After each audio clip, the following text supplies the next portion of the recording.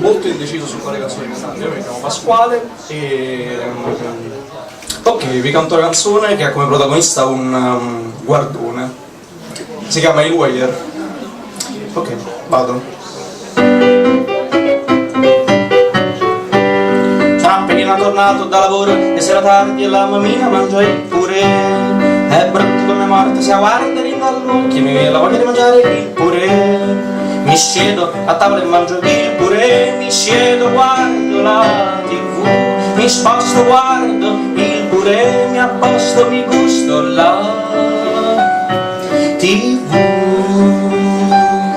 Filtro raggi catodici, emozionanti e spasmodici, pulsanti ed eroici.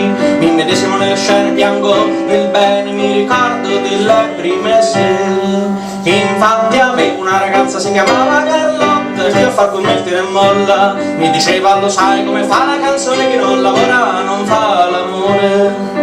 Io guardo, aspiro, rimiro, aspiro, respiro, ma non vivo. Il maglione mi pizzica, la cinta mi strizza la trippa al barbone e questa roba mi sa di piscia. Sarà le mani callose, ho l'atmosfera insalubre, quella pelosa vecchiaccia con la sua insana brodaia.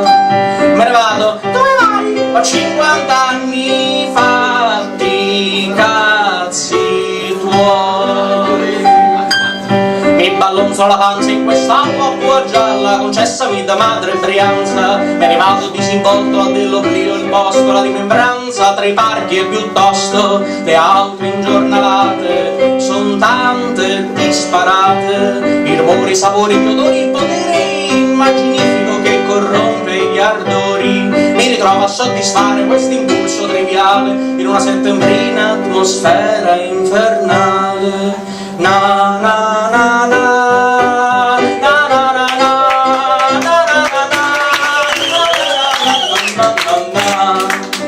Non potevo far altro che guardare, perché quando non dormo je dois regarder.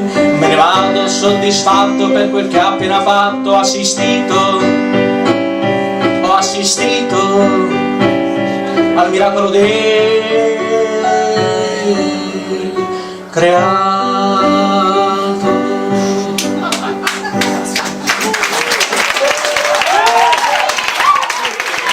Veramente bravissima Pasquale Perlotto.